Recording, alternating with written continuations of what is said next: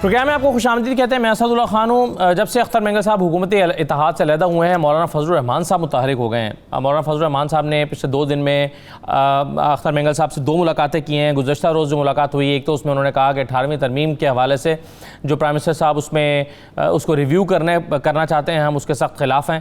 اور اس کے ساتھ ساتھ ان سے جب سوال کیا گیا تو انہوں نے اس بات پر بھی اظہار خیال کیا کہ تحریک عدم اعتماد بھی لائی جا سکتی ہے, لیکن اس کے لیے وہ زیادہ ہوپ فل نہیں تھے اور وہ یہ سمجھتے ہیں کہ ماضی میں جو کچھ ہوا وہ پاکستان کی تاریخ میں منفی اعتبار سے دیکھا جائے گا. تو مولانا فضل الرحمان صاحب لیکن ان پہلوؤں پر ضرور سوچ رہے ہیں کہ چونکہ حکومت کے اتحادی حکومت سے الگ ہوئے ہیں تو ایک نئے جوڑ توڑ کی آپشن جو ہے اس کو یوٹیلائز کیا جا سکتا ہے, اس پہ غور کیا جا سکتا ہے. دوسرا یہ کہ اس وقت کیا جو کورونا کی سچویشن ہے اس میں ایک اتحاد تو یہ ضرور ہونا چاہیے جس کی ضرورت پر زور دیتے ہیں, وہ یہ کہ اس وقت تمام لوگوں کو مل کر کووڈ-19 کے خاتمے کے لیے کام کرنا چاہیے. اپوزیشن اور حکومت کو مل کر معیشت کی بہتری کے لیے کام کرنا چاہیے. حکومت اور اپوزیشن کو مل کر ٹڈی دل کے خاتمے کے لیے کام کرنا چاہیے. لیکن کیا کوئی اتحاد اس وقت ایسا بھی ہو سکتا ہے جو نئے جوڑ توڑ کی طرف بات کرے, جو حکومت کو ٹف ٹائم دینے کے لیے کچھ نئے اتحاد بنانے کی بات کرے؟ جیسے بلاول بھٹو صاحب نے کہا ہے کہ جیسے ہی شہباز شریف صاحب تندرست ہوتے ہیں, صحت یاب ہوتے ہیں, فوراً ایک آل پارٹیز کانفرنس بلائی جائے گی. تو یہ آل پارٹیز کانفرنس پاکستان میں موجود مسائل کے خاتمے کے لیے حکومت کی مدد کرنے کے لیے ہوگا یا پھر کسی تحریک کے آغاز کے لیے؟ مولانا فضل الرحمان صاحب 2 دن سے جو متحرک ہوئے ہیں یہ کتنا میننگ فل ہے, اس کا کیا معانی ہو سکتے ہیں, اس پر آج ہم بات کریں گے. میرے ساتھ شائستہ پرویز ملک صاحبہ موجود ہیں, MNA ہیں, مسلم لیگ آپ کا تعلق ہے.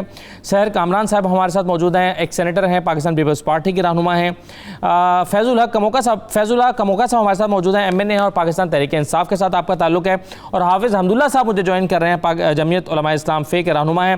تمام مہمانوں کو میں خوش آمدید کہتا ہوں. سب سے پہلے میرے ساتھ شائستہ صاحبہ, سب سے پہلے تو یہ بتائیے کہ اس وقت کسی اپوزیشن کے ایک ایسے اتحاد کو آپ مارز وجود میں آتا ہوا دیکھتی ہیں یا پہلے جو اتحاد تھے اس کو متحرک ہوتا ہوا دیکھتے ہیں کہ جو حکومت کو ٹف ٹائم دینے کے لیے یا حکومت گرانے کے لیے یا حکومت کو کوئی ٹائم لائن دینے کے لیے وجود میں آئے, یا پھر صرف حکومت کے جو مسائل چل رہے ہیں جن کا 3-4 کا میں نے چیدہ کا ذکر بھی کیا ان کی معاونت کے لیے کیا ہو سکتا ہے؟ کیونکہ مولانا فضل الرحمان صاحب جو 2 دن سے متحرک ہیں وہ شاید کچھ نئی اپورچونٹیز کی طرف دیکھ رہے ہیں. بسم اللہ الرحمن الرحیم. تھینک یو جی taking me in your programme. دیکھیں بھائی, آئی ووڈ لائک ٹو سے کہ اس وقت ہمیں قومی مفادات پر نا سیاست نہیں کرنی ہے. اس وقت ہمیں ملک کو جوڑنا ہے. اس وقت ملک تقسیم کا متحمل نہیں ہو سکتا. ہمیں ملک کو آگے لے کے چلنا ہے. اور آپ کو پتہ ہے کہ اس وقت کتنے بڑے بڑے چیلنجز ہمارے سامنے ہیں. اس وقت کووڈ-19, اس وقت ٹڈی دل, اور اس وقت جو اکنامک سچویشن اس ملک میں ہے, اس کے لیے اس وقت ہمیں سب کو سر جوڑ کر بیٹھنا ہے اور آگے بڑھنا ہے. لیکن دیکھیں, مجھے جو حکومت کی ذمہ داری ہے, جو ریاست کی ذمہ داری ہے, جو ریاست ایک باپ کی طرح ہوتا ہے اور اس نے تمام اکائیوں کو اپنے ساتھ لے کر چلنا ہوتا ہے, اس وقت مجھے حکومت کی طرف سے وہ بردباری نظر نہیں آتی. آپ نے دیکھا اسپیکر صاحب نے ایک ایفرٹ کیا تھا اس کووڈ-19 پہ, تمام لیڈرشپ کو ایک پلیٹ فارم پہ اکٹھا کیا تھا اور انہوں نے کوشش کی تھی کہ ہم ایک نیشنل نیریٹو لے کر آئیں جو پورے پاکستان کے لیے ایک نظر آئے. لیکن آپ نے دیکھا کہ کیا ہوا. میں اس کو بیان کر کے مزید تلخی میں نہیں جانا چاہتی. میں صرف یہ کہنا چاہتی ہوں کہ اس وقت ہمیں تمام سیاسی جماعتوں کو ایک جگہ ایک پلیٹ فارم پہ بیٹھنا ہے. اور پہلے ہی آپ دیکھ لیں کہ ٹڈی دل ایک مکسڈ میسیجز جو کنوے ہوئے ہیں نیچے تک, کہ ہم کبھی کہتے ہیں ایک معمولی فلو ہے, کبھی گورنر جو کراچی ہیں وہ کہتے ہیں کہ لاک ڈاؤن تو ایک فیشن ہے, کبھی ہماری پنجاب کی اپنی منسٹر, مجھے بہت افسوس ہے, کبھی وہ کہتی ہیں کہ قوم بہت جاہل ہے.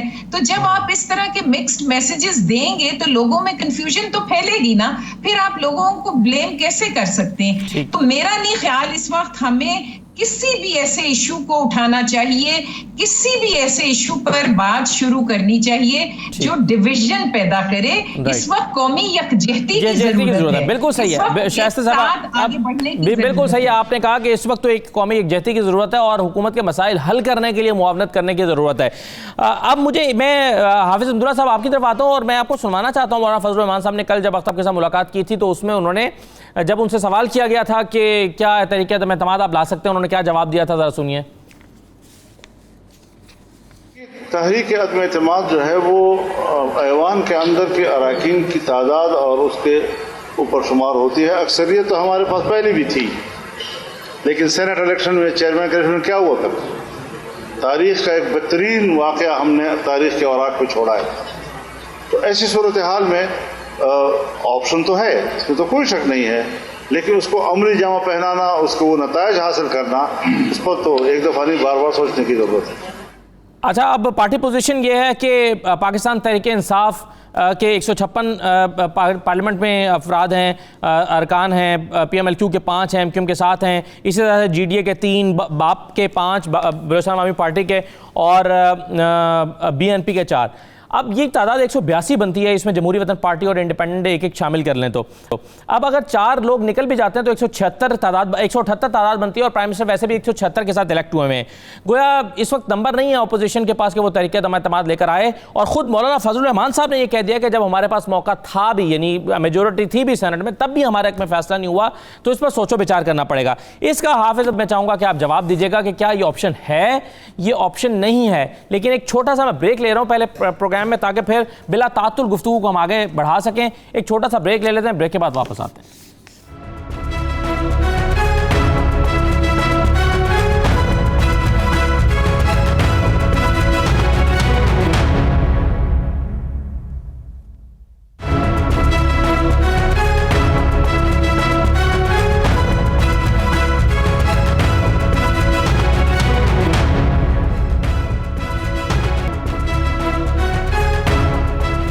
दोबारा आपको खुशामद कहते हैं। हाफिज अब्दुल्ला साहब, मैंने ब्रेक पर जाने से पहले नंबर्स भी बताकर गया हूं और आपको मैंने मौलाना फजल रहमान साहब का कल का बयान भी सुनवाया। क्या ये ऑप्शन है तरीके आदम एतमाद लाने का इस वक्त? क्या इस ऑप्शन के लिए अब जाएंगे? अख्तर मेंगल साहब से 2 दिन में 2 मुलाकातें, एजेंडा क्या था इनका? बिस्मिल्लाहिर्रहमानिर्रहीम। बहुत शुक्रिया मेरे भाई। देखिए, बात यह है, बुनियादी तौर पर अगर आप जमीयत उलमा इस्लाम की मौक़िफ़ चाहते हैं, कौम सुनना चाहती है, तो वो अज़हर मिन अश-शम्स से बिल्कुल वाज़ेह है हमारा मौक़िफ़, बल्कि पूरी अपोजिशन जमातों का मौक़िफ़ रोज़ अव्वल से वाज़ेह रही है। वो ये कि मौजूदा हुकूमत हो या PTI की मैंडेट हो, ये हकीकी अवामी नुमाइंदा मैंडेट नहीं है, न ये हुकूमत आवाम का नुमाइंदा हुकूमत है। लिहाजा नतीजतन हम इसको तस्लीम ही नहीं करते, न इस वज़ीर आज़म को वज़ीर आज़म तस्लीम करते हैं। इसी वजह से आज़ादी मार्च पर लास्ट में इस्लामाबाद हमारा आना, ये तमाम प्रोसेस तफसीलात आपके सामने है। अब आइए इस बात पर कि क्या अगर आदमी एतमाद असम्बली में पेश हो जाती है कि फिर क्या मौक़िफ़ रहेगा, सियासी जमातों की मौक़िफ़ क्या रहेगी। इस सिलसिले में मौलाना साहब ने सीनेट इलेक्शन या अदमी एतमाद की सूरत हाल आपके सामने रखी। उनका ख़ुलासा ये था कि आज भी मुशर्रफ की रूह, डिक्टेटर की रूह ऐवान के अंदर और ऐवान से बाहर उनके असरात मौजूद हैं। इसी वजह से अक्सरियत, अपोजिशन की अक्सरियत जो 64-65 की गालिबन अक्सरियत थी, वो अक़लियत में तब्दील हो गई। जैसे कि 25 जुलाई 2018 का इलेक्शन अक्सरियत अपोजिशन के पास थी, वो अक़लियत में तब्दील हो गई। जो अक़लियत जिस पार्टी के पास थी उसको अक्सरियत दिलाई गई और मुल्क पर मुसल्लत की गई। इस तनाजुर में मौलाना साहब ने कहा कि सवाल के जवाब में, सहाफ़ी के सवाल के जवाब में कि फ़र्ज़ करें अगर आदम एतमाद की तहरीक आती है इस हुकूमत के ख़ात्मे के लिए, तो बेशक अपोजिशन ये हक़ रखती है और ये ऑप्शन ज़ेर गौर है, या ये ऑप्शन हो सकता है, क्योंकि ये पार्लियामेंट की प्रोसेस का एक हिस्सा है। और इससे पहले भी मुख्तलिफ वज़राए आज़म के ख़िलाफ़ आदम एतमाद आए, आदम एतमाद की तहरीकें आई हैं।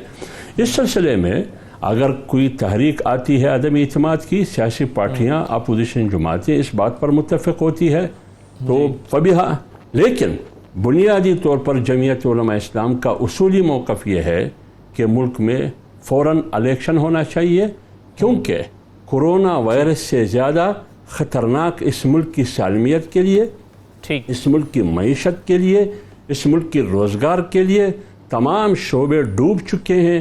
سب سے بڑا وائرس عمران وائرس ہے۔ لیکن ایک چیز کی حافظ صاحب مجھے سمجھا دیجیے گا، جو آپ نے بھی کہا وہ تو مجھے سمجھ آ گیا، آپ نے کہا 25 جولائی 2018 کو جو اقلیت تھی، یعنی پاکستان تحریک انصاف کی طرف آپ کا اشارہ ہے، اس کو اکثریت بنا دیا گیا، لیکن جو اکثریت تھی وہ اقلیت میں چلے گئی، تو یہ دوسری چیز جو ہے وہ پارٹی کون سی آپ کے خیال میں، یعنی اکثریت کون سی تھی جس کو اقلیت بنایا گیا؟ دیکھیے، اب میں نے آپ کے سامنے میں نے اپوزیشن جماعتوں کی بات کی۔ دیکھیے، اپوزیشن جماعتوں نے مل کے اکثریت لی ہے۔ بے شک پیپلز پارٹی کو اکثریت ملی ہے صوبہ سندھ میں، پی ایم ایل این کو اکثریت ملی پنجاب میں، اس اکثریت کو اقلیت میں تبدیل کی گئی، اور آزاد اراکین اسمبلی کو جہانگیر ترین کے ذریعے جہاز بر کے ان کو خریدا گیا۔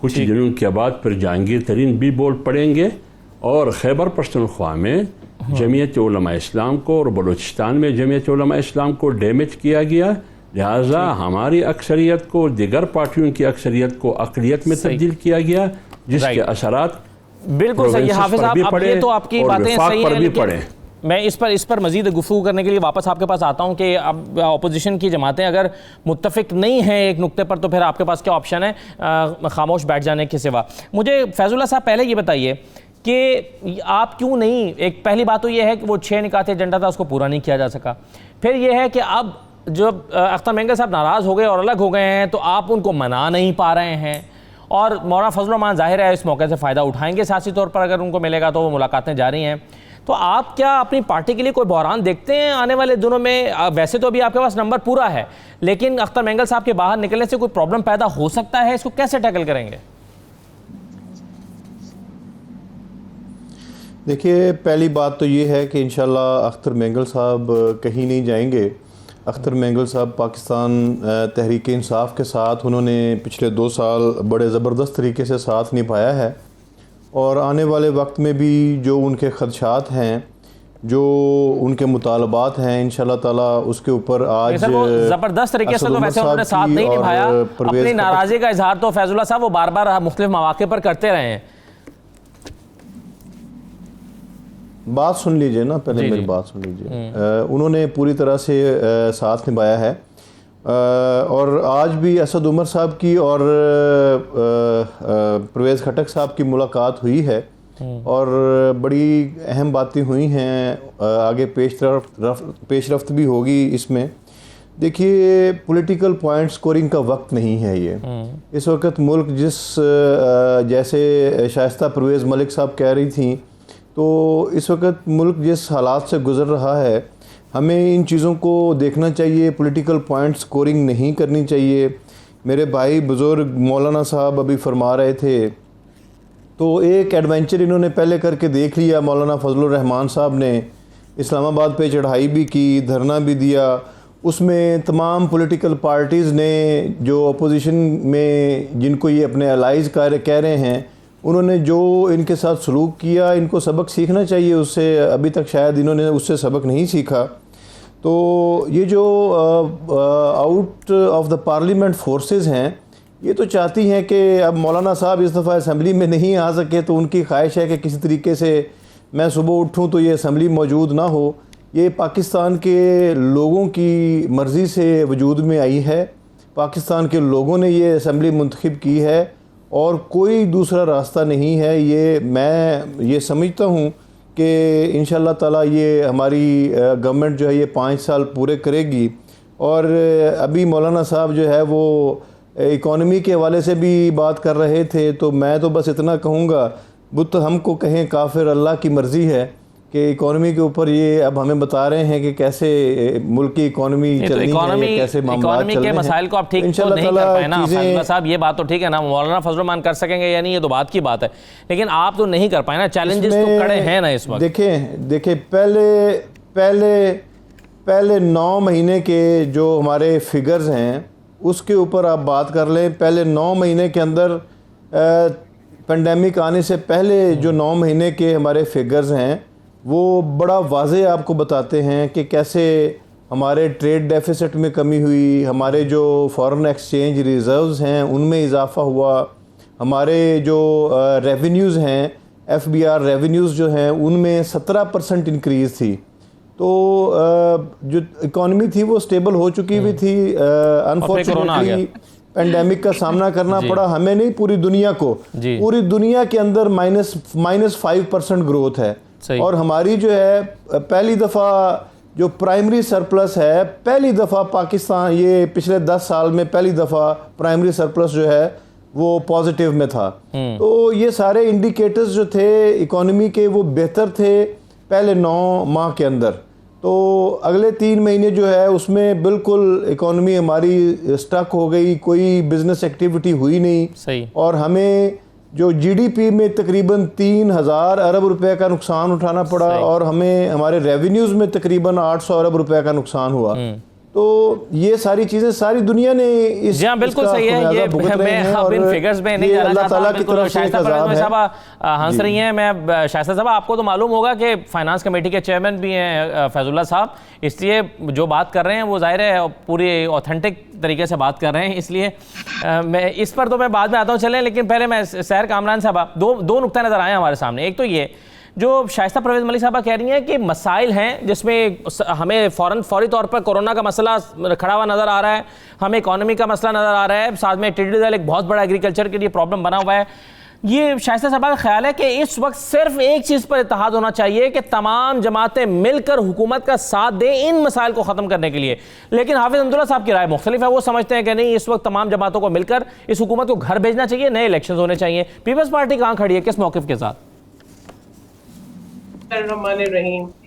دیکھیں اسد بات جو ہے بالکل صحیح ہے شائستہ پرویز ملک صاحب کی, اور یہی صاحبہ کی یہی بات ہم نے جو ہے پہلے دن کہی تھی کہ آئیں ملک کے مفاد کے لیے مل کے چلتے ہیں. عمران خان احمد نیازی صاحب وزیر اعظم پاکستان, آپ قدم بڑھائیں. ہم نے بات کی کہ آپ جو ہے وہ مساق جمہوریت کی بات بھی ہوئی, مساق معیشت کی بات بھی ہوئی, لیکن آپ یہ دیکھیں کہ یہ حکومت کہاں کھڑی ہے. یعنی آج آپ مطلب میں کہوں کہ بے خبری ہے, لا علمی ہے کہ کرونا سے پہلے معیشت کہاں کھڑی تھی. آپ جو ہے وہ بیرون ملک سے ہائی انٹرسٹ ریٹ کے اوپر آپ جو پیسہ لے آئے وہ ادا تو پاکستان کو ہی کرنا تھا. ٹھیک, اس کے بعد جو ہے آپ جتنے قرضے لے لیے, پاکستان کی تاریخ میں اتنے قرضے کبھی نہیں لیے گئے. پھر آپ نے جو حال معیشت کا کیا, جو بے روزگاری بڑھی, جو لوگ سطح غربت سے نیچے گئے, آپ نے تو واقعی ریکارڈ قائم کیے. اس کے بعد جس طریقے سے کووڈ-19 کو ہینڈل کیا, لوکس کے ایشو پہ سابق صدر آصف علی زرداری نے پچھلے سال پارلیمنٹ میں تقریر کرتے ہوئے توجہ دلائی کہ یہ بہت بڑا چیلنج ہوگا, اور یہ ان کا تجربہ تھا, یہ ان کی دور اندیشی تھی. انہوں نے حکومت کو کہا, سندھ حکومت نے خط لکھ کے بار بار آواز اٹھائی, لیکن یہ حکومت محو خواب رہی. اسی طریقے سے جیسے انہوں نے کووڈ کو جو ہے ایک بہت بڑا المیہ بنایا, جو یہ کہتے تھے 1-1.5 آدمی مر رہا ہے. آج مجھے بتائیں کیا وزیر اعظم عمران خان احمد نیازی صاحب جواب دیں گے؟ اور بات یہ ہے, ہم تو چاہتے تھے حکومت چلے, ہم تو یہ بھی چاہتے ہیں کہ چلے, ہم جمہوریت کا تسلسل چاہتے ہیں. آج جس دن میں آپ سے بات کر رہی ہوں, یہ میری شہید لیڈر بے نظیر بھٹو صاحبہ کی سالگرہ کا دن ہے. آج اگر وہ حیات ہوتی تو یہ ان کی 67ویں برتھ ڈے ہوتی. ان کی زندگی مسلسل جد و جہد تھی آئین کی بحالی کے لیے, جمہوریت کے لیے, جمہوریت کو مضبوط بنانے کے لیے, اور پاکستان کے عوام کے حقوق کے لیے آواز بلند کرنے کے لیے. اور آج ان کی کمی ہمیں محسوس ہو رہی ہے, اس لیے کہ ہم نے دیکھا کہ دنیا میں جہاں خواتین سربراہ تھی وہاں پر جو ہے کرونا پہ قابو پایا گیا, اور جہاں پہ اس طرح کے کنفیوز حکمران تھے جنہوں نے بولا کہ جی کووڈ جو ہے وہ نزلہ ہے, جنہوں نے انسانی جانوں کی پرواہ نہیں کی, جنہوں نے پراپر ایئرپورٹ پہ میجرز نہیں لیے, جنہوں نے پوری ایک منظم بے خبری کے ذریعے کرونا کو پورے ملک پہ پھیلایا, جو آج بھی جو ہے وہ اسمارٹ لاک ڈاؤن اور سوفسٹیکیٹڈ لاک ڈاؤن اور سلیکٹڈ لاک ڈاؤن اور ہینڈسم لاک ڈاؤن اور بیوٹیفل لاک ڈاؤن کے اس سرکل میں گھسے ہوئے اس کو بندش کہہ دیں گے, مگر ان کا کنفیوژن, ان کی انا اتنی بڑی ہے کہ وہ سندھ میں جاتے ہیں مگر سندھ کے چیف منسٹر سے نہیں ملتے, انہوں نے اپنے آپ کو یونین کونسل کے سربراہ سے زیادہ ثابت نہیں کیا. مجھے بتائیں حکومت کی حکمت عملی کیا ہے؟ اسی لیے ہمارے چیئرمین بلاول بھٹو زرداری نے یہ کہا کہ شہباز شریف صاحب کی صحت بہتر ہوتی ہے تو اس پر آل پارٹیز کی میٹنگ بلائی جائے, مشاورت کی جائے کہ ہم نے ملک کو آنے والے بحران سے کیسے بچانا ہے. ان کے غلط فیصلوں کو جو بھگت رہے ہیں پاکستان کے عوام بھگت رہے ہیں. یہ سمجھتے ہیں آج بھی کہ ہم جو ہے وہ ٹائیگر فورس ملا کے ہم جو ہے تمام معاملات سے قابو پا لیں گے. آپ کبھی جو ہے لوگوں کو کہتے ہیں ڈرامے دیکھیں, باقی کس فریم آف مائنڈ میں یہ وہ پرائم منسٹر ہے جب اے پی ایس پہ حملہ ہوا تھا تو یہ اپنے ولیمے کے فوٹو شوٹس کر رہا تھا. جب کراچی میں طیارہ گرا تو یہ نتھیا گلی میں ہنی مون منا رہا تھا. یہ وہ پرائم منسٹر ہے جو ابھی جو ہے وہ ڈراموں کی باتیں کر رہا ہے. بالکل صحیح ہے, لیکن ہاں یہ صحیح ہے. چلیں آپ, مگر وہ سوال وہی ہے کہ آل پارٹیز کانفرنس جو ہوگی وہ کیا ریکمنڈیشنز دینے کے لیے بلائی جائے گی؟ کیا ان مسائل کے حل کے لیے اپوزیشن کے پاس ریکمنڈیشنز ہیں؟ اب چھوٹا سا بریک لے رہا ہوں, بریک کے بعد شائستہ ملک صاحبہ بھی کچھ کہنا چاہتی ہیں, لیکن اب ایک اور سوال کھڑا ہو گیا ہے حافظ حمداللہ صاحب کے لیے, اور وہ یہ کہ ان کے ساتھ اپوزیشن جماعتیں نہ اس وقت دھرنے میں تھیں نہ اس وقت شو میں دکھائی دے رہی ہیں. شائستہ ملک صاحبہ اور سحر کامران صاحبہ دونوں کا نقطہ نظر یہ ہے کہ آل پارٹیز کانفرنس ان مسائل کے حل کے لیے ہونی چاہیے, نہ کہ حکومت کو گھر بھیجنے کے لیے. تو پھر فضل الرحمان صاحب کے پاس اکیلے تنہا کھڑے ہو کر کے آپشنز بچتے ہیں. ایک مختصر بریک لیتے ہیں, بریک کے بعد واپس آتے ہیں.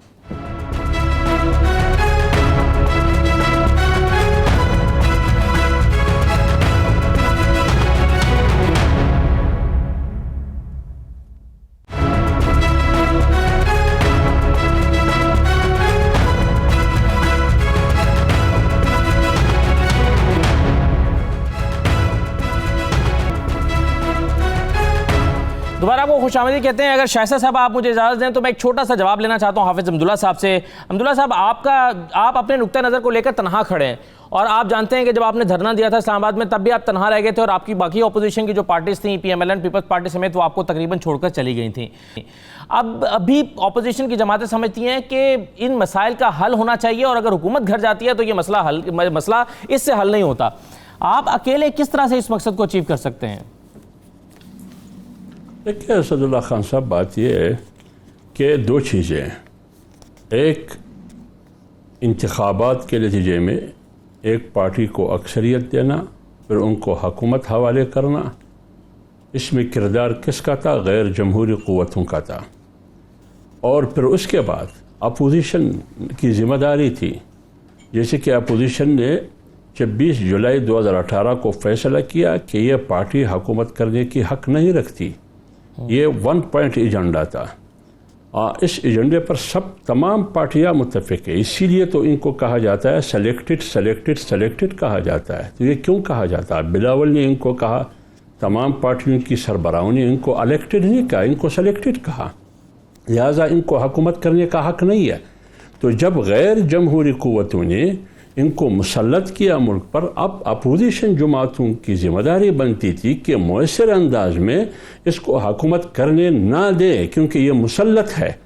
لیکن اس کے بعد ہونا یہ چاہیے تھا, جیسے کہ آپ فرما رہے ہیں کہ اپوزیشن متحد ہو کے آزادی مارچ میں جس طرح ساتھ دینا چاہیے تھا, میں افسوس کے ساتھ کہتا ہوں کہ اسی طریقے سے ساتھ نہیں دیا. لیکن جمعیت علماء اسلام نے کوشش کی ہر مرحلے میں کہ اپوزیشن ایک پلیٹ فارم پر ہو, 1 پوائنٹ ایجنڈے پر سارے متفق ہے.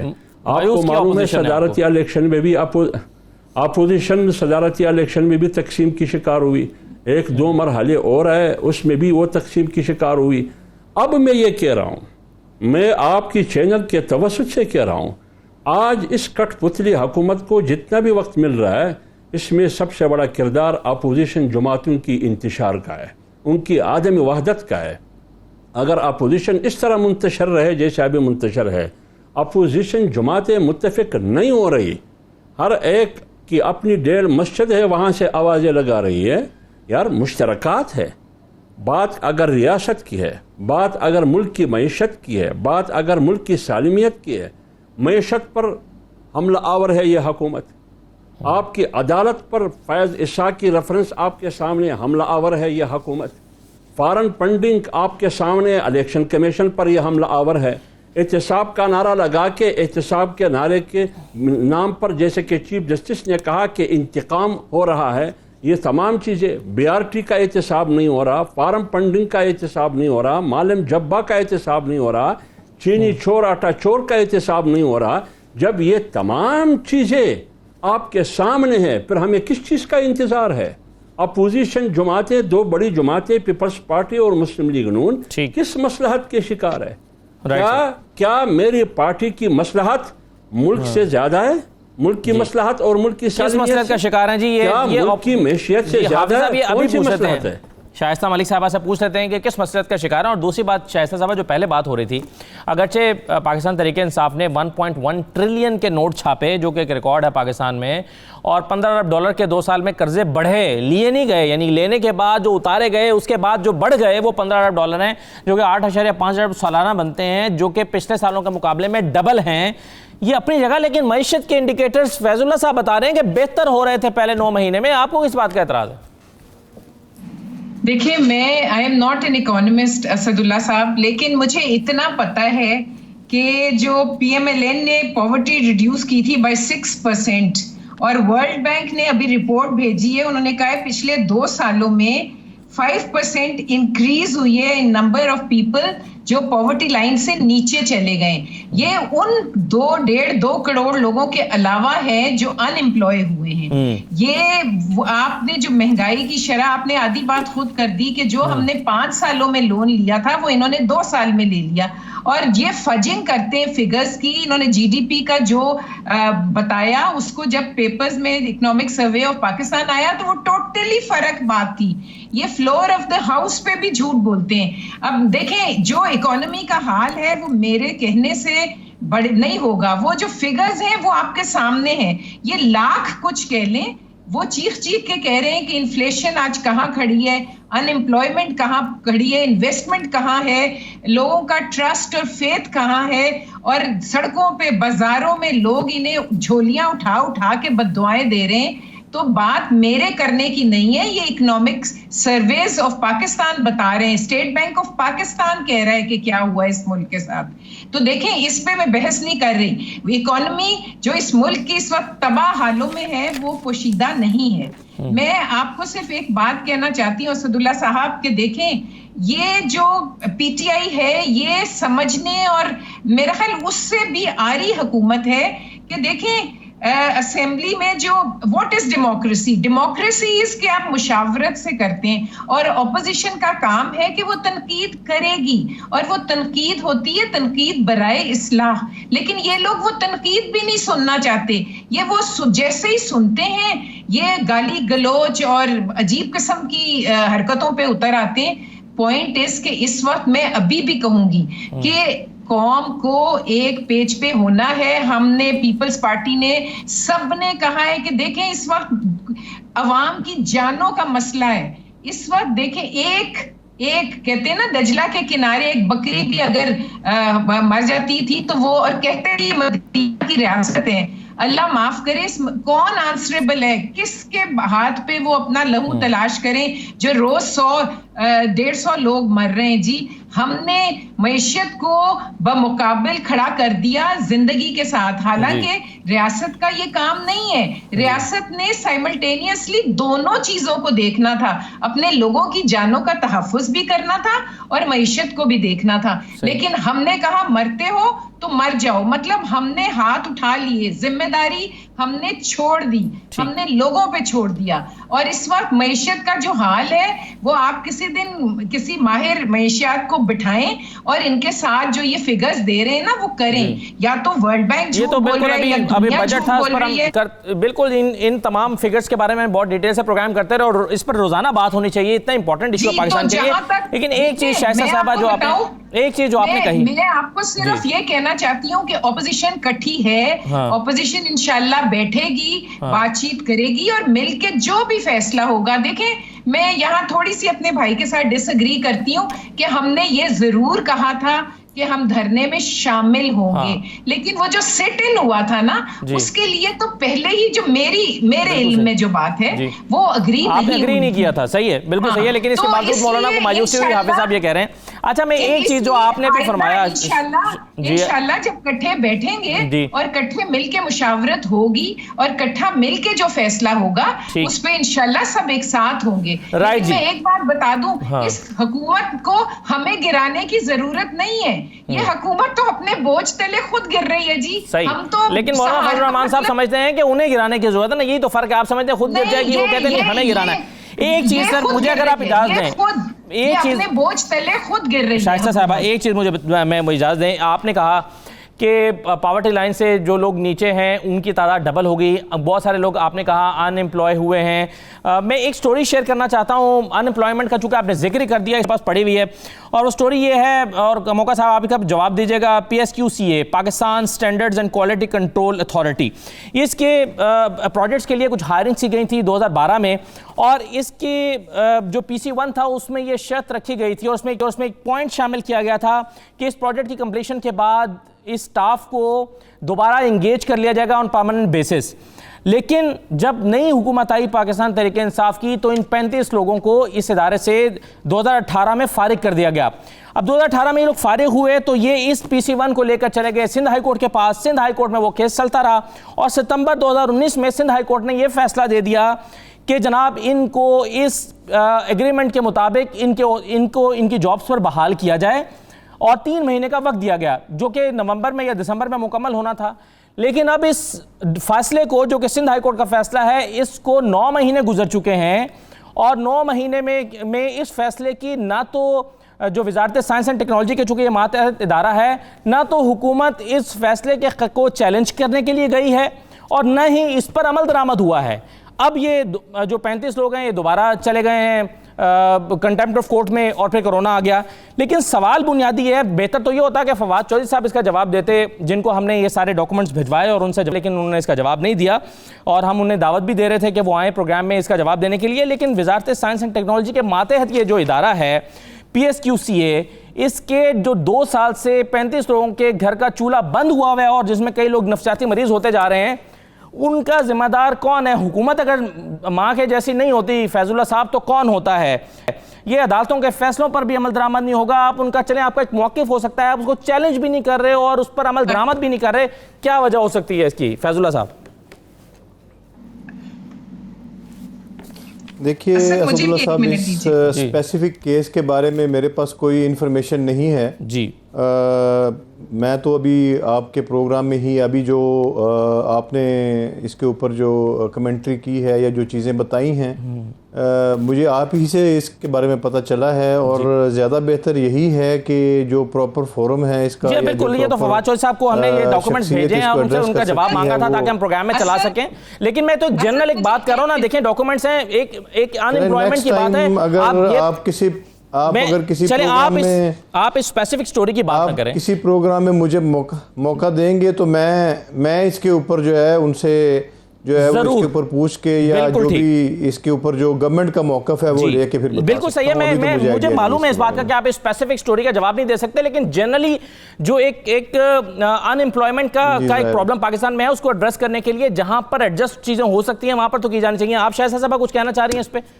میں صرف یہ کہنا چاہ رہی تھی کہ میری تو جی آنریبل کورٹ سے یہ درخواست ہوگی کہ وہ نوٹس لیں, کیونکہ دیکھیں ان کا اس ایک ایشو پہ نہیں, ان کا آپ دیکھ لیں کہ انہوں نے جو PMDC کا تھا اس کا کس طرح تماشا بنایا, کس طرح کورٹ آرڈر کرتا رہا, اور انہوں نے کیا کیا. اور میئر آف اسلام آباد کو آپ دیکھ لیجئے, جبکہ اس کی ضرورت تھی کہ وہ اس وقت امپلیمنٹیشن کراتا ہے SOPs کی کرونا کی, یہ اس کو جب کورٹ نے ان کو ریسٹور کیا تو یہ ان کو اپنے اس میں بھی نہیں بلاتے میٹنگز میں. تو ریسپیکٹ فار آئین اور قانون تو آپ ان کی دیکھ لیں, ایسی ہزاروں مثالیں ہیں. They don't respect the courts, they don't آئین میں یہ بلیو ہی نہیں کرتے. فاشزم ہے, فاشسٹ ہے, اور اس طرح ہی یہ کام چل رہا ہے. چلیں کچھ جنرل آپ جواب دینا چاہیں اگر فیض اللہ صاحب اس کا ظاہر ہے. اسد اللہ صاحب مجھے ذرا موقع دیں گے؟ اسد اللہ صاحب اگر ایک جملہ مجھے دے جائے. اسد اللہ صاحب ایک جملہ اگر کہنا چاہیں تو کہہ لیں سر. جی ضرور. دیکھیے آپ یہ بات کرتے ہیں کہ لاکھوں لوگ کروڑوں لوگ بے روزگار ہو گئے. ایک کی نشاندہی آپ نے کی, دوسری کی نشاندہی شائستہ پرویز صاحبہ نے کی. اسٹل ملز کے جو 9500 روزگار بروزر روزگار لوگ تھے, ان کو بیک جنبش قلم اڑا دیا گیا. اس کا کیا ہوگا؟ جی جی فیض اللہ صاحب کس کا جواب دیں گے نا؟ جی فیض اللہ صاحب. اچھا جی، اب مولانا صاحب کی بات سے شروع کر لیتے ہیں.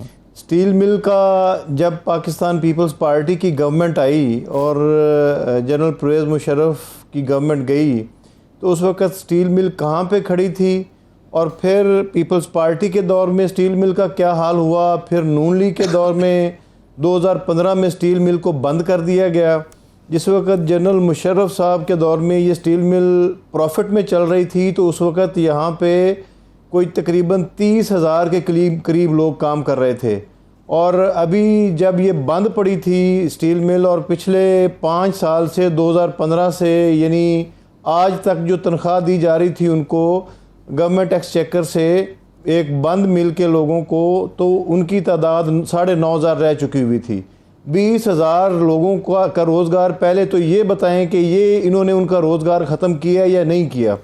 اچھا، اب اگلی بات میں کروں تو اتحاد کی بات کر رہے تھے کہ جی ابھی میری بہن ہیں شائستہ پرویز ملک صاحبہ، انہوں نے میاں شہباز شریف صاحب اور بلاول بھٹو صاحب کی جو ہے ان کی ملاقات کے حوالے سے بات کی کہ ان کی صحت بہتر ہوگی تو ملاقات ہوگی. تو یہی بلاول بھٹو ابھی چند دن پہلے جب شہباز شریف صاحب ملک سے باہر تھے تو ان کے بارے میں کیا موقف تھا وہ ساری قوم کو پتہ ہے. میں اس کو دہرانا نہیں چاہتا، میں تلخیوں میں اضافہ نہیں کرنا چاہتا. میں تنقید برائے تنقید کے لیے اس پروگرام میں نہیں آیا.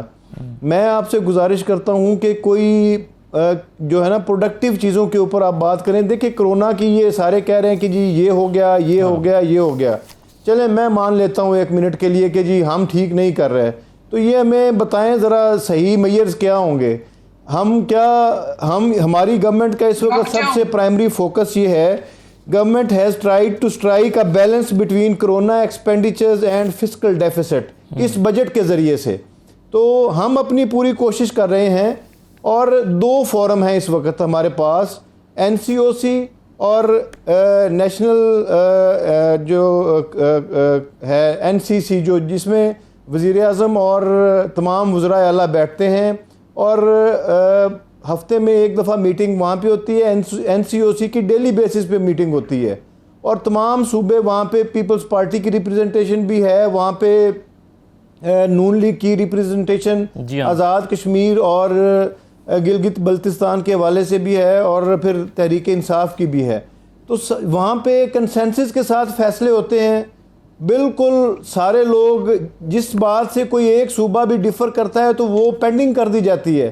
لیکن میں حیران ہوں جب وہاں سے باہر نکلتے ہیں لوگ، اور جو صوبائی وزراء ہیں سندھ سے یا ہمارے نون لیگ کے ہمارے لیڈران کرام ہیں یا پیپلز پارٹی کے لیڈران کرام ہیں، وہ وہاں سے باہر آتے ہیں تو بالکل جو ہے وہ 180 ڈگری کے زاویے سے ان کے بیانات چینج ہو جاتے ہیں. یہ سارا کچھ کہتے ہیں کہ یہ ہو گیا، یہ ہو گیا.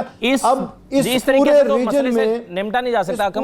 ریجن میں اگر آپ مجھے دیں ایک چھوٹا سا بریک لینا سر، میں نے چھوٹا سا بریک لے لوں، واپس آ کے آپ بھی بات کر لیجیے گا. سیر کامران صاحب، آپ نے کہا کہ ساری باتوں کا اتفاق ہو جاتا ہے میٹنگز میں، اور باہر جا کر ٹیلی ویژن پر یا ٹاک شوز میں شور مچاتے ہیں کہ جناب ہماری باتوں کو مان نہیں رہی ہے، حکومت کنفیوزڈ ہے. تو یہ دورہ رویہ کیوں ہے؟ ایک مختصر سا بریک لیتے ہیں، بریک کے بعد واپس آتے ہیں.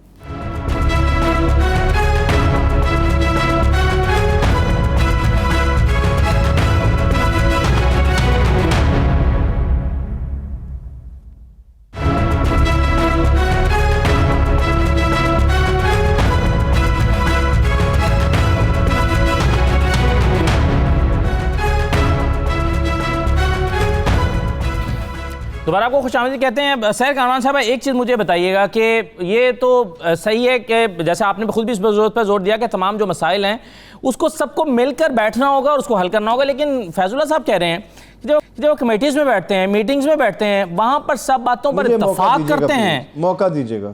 جی آپ بات مکمل کرنا چاہ رہے ہیں فیض اللہ صاحب کوئی؟ جی میں بات مکمل کرنا چاہ رہا ہوں. کر لیں. اب انہوں نے بات کی میری بہن نے کہ یہ کورٹس کی عزت نہیں کرتے، عدالتوں کی عزت نہیں کرتے.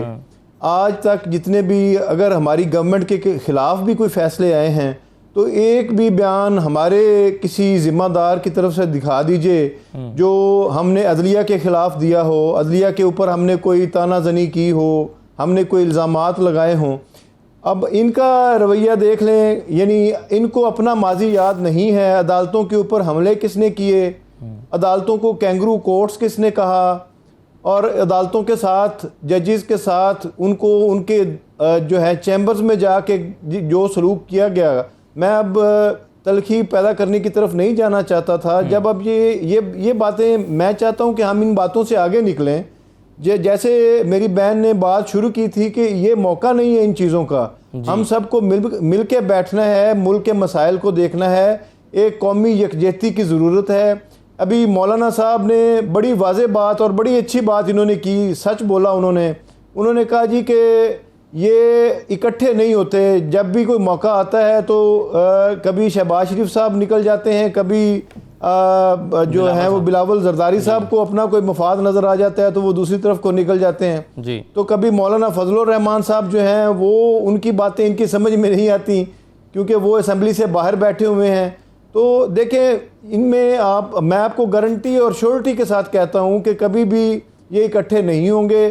اور یہ پاکستان تحریک انصاف کی گورنمنٹ اپنے 5 سال پورے کرے گی اور انشاءاللہ تعالی اور مسائل کے حل کرے گی. اس بحران سے بھی نکلیں گے اور پاکستان کے لوگوں کے مسائل کو حل بھی کریں گے. جی 5 سال پورے کرنا بھی بڑی بات ہے، وہ بھی اچھی بات ہے اور وہ ہونے چاہیے جمہوریت تسلسل کے لیے، لیکن مسائل کا حل ہونا چاہیے. لیکن سیر کامران صاحب جو ابھی شکوہ کیا فیض اللہ صاحب نے، وہ کہہ رہے ہیں میٹنگ میں آپ ساری باتیں مانتے ہیں، جن پر اتفاق ہوتا ہے انہی پر عمل درآمد ہوتا ہے، جس پر اتفاق نہیں ہوتا وہ پینڈنگ کر دیا جاتا ہے.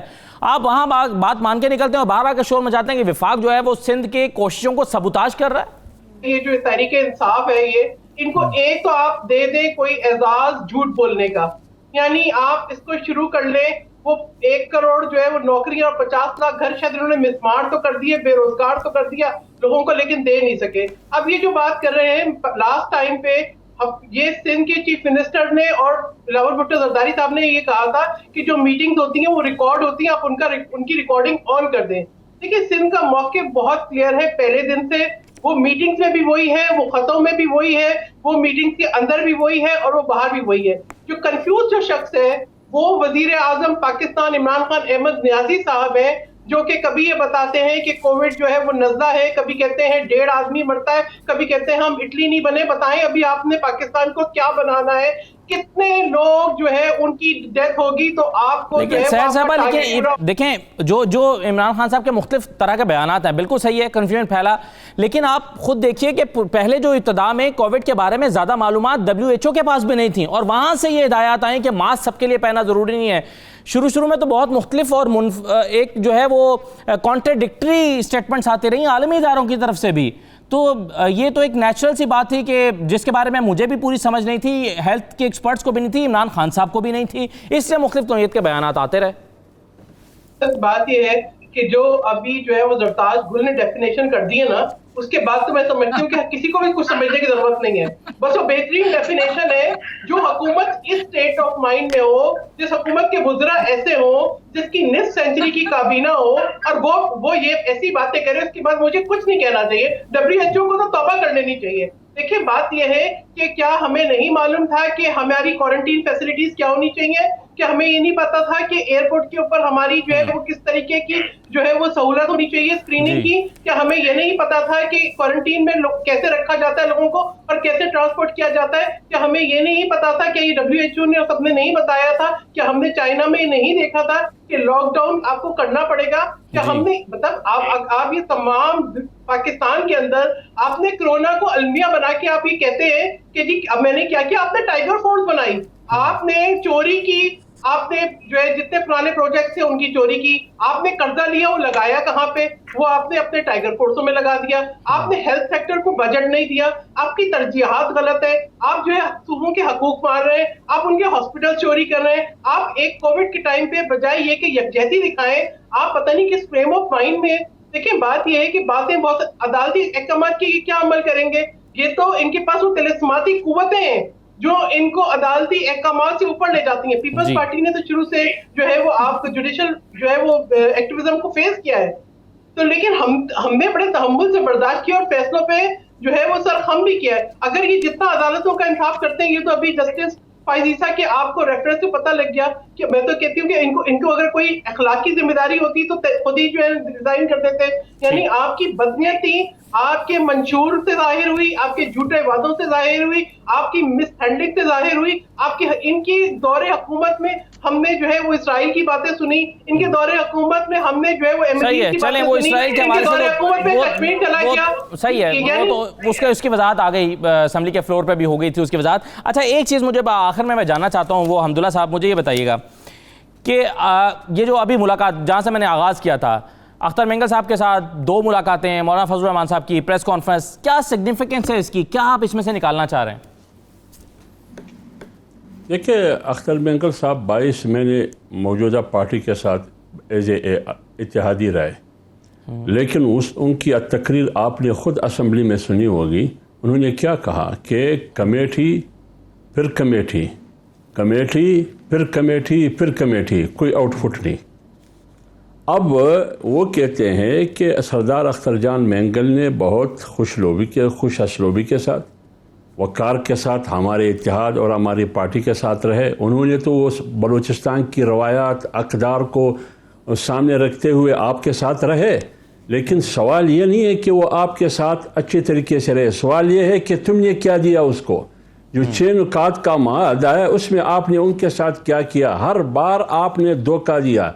نعیم الحق کمیٹی, چودھری سرور committee, Pervez Khattak committee, Asad Umar committee, Jahangir ترین کمیٹی, اس کا آؤٹ فٹ کیا ہے؟ میں آپ کو یقین سے کہتا ہوں, میں اس پی ٹی آئی کا جو نمائندہ بیٹھا ہے سردار اختر جان مینگل صاحب آئے ہیں, وہ آج اپوزیشن کا حصہ ہے. وہ کہتے ہیں میں اپوزیشن ہوں, اب میں اپوزیشن سے مل کے اسٹرگل کروں گا. وہ اسٹرگل کی حکمت عملی, نوعیت اور شکل کیا ہوگی. تمام مہمانوں کا پروگرام میں شرکت کرنے کا بہت شکریہ, اجازت دیجیے, اللہ حافظ.